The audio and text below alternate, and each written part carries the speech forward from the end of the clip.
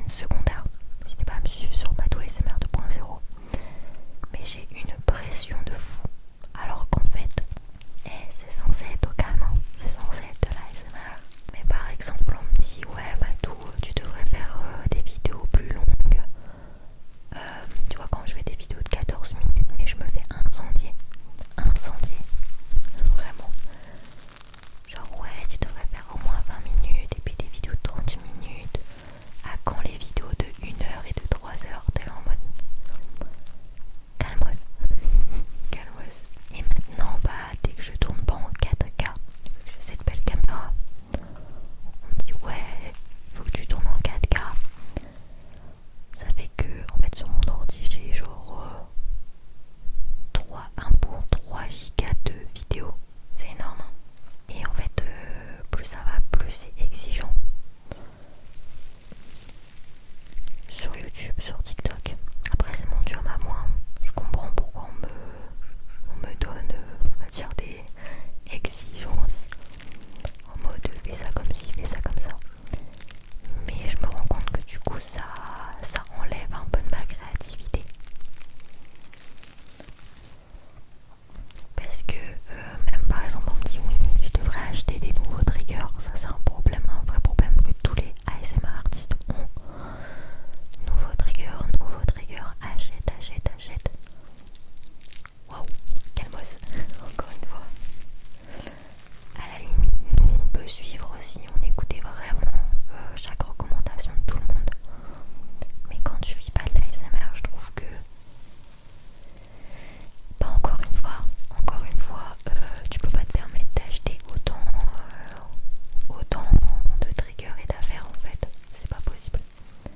Et pour moi, aujourd'hui, si tu veux te lancer dans la SMR, si tu veux faire un truc, imaginons de ma qualité, voilà, avec ton téléphone, bah, il faut débourser le téléphone, l'ordinateur, le logiciel de montage. Après, ça dépend si tu veux faire des vidéos sur YouTube ou TikTok. Mais si tu dépenses pas minimum 500 euros au minimum, je pense que tu peux pas te lancer dans les SMR parce qu'il faut que tu achètes ton micro, logiciel de montage ou quoi que ce soit. Même avec les moyens du bord, les premiers triggers, tout ça, 500 euros, c'est sûr. Alors que, bah, tu vois, c'est pas accessible. Et bah, je trouve que c'est 500 euros, c'est quand même un budget si tu veux te lancer dans la SMR. Mais aujourd'hui, il faut tellement avoir une belle caméra, il faut tellement changer de micro. Parce qu'aujourd'hui, moi, on me demande, bah, c'est quand que t'as un nouveau micro, c'est quand que tu rachètes ci, achète ça, achète ça. Et doucement, je suis pas Crésus non plus. Aujourd'hui, donc j'ai déboursé pas mal hein, quand tu fais de l'ASMR. Et si tu veux un truc de qualité avec une bonne caméra, qui commence peut-être à, allez, je dirais 500 euros, 500, 700. Bon, on va dire 700 balles une caméra, plus tout le reste 500. En fait, tu dois directement débourser 1000 euros si tu veux une qualité, tu vois, une sacrée qualité comme ça, tu vois. Donc bref, je trouve que la SMR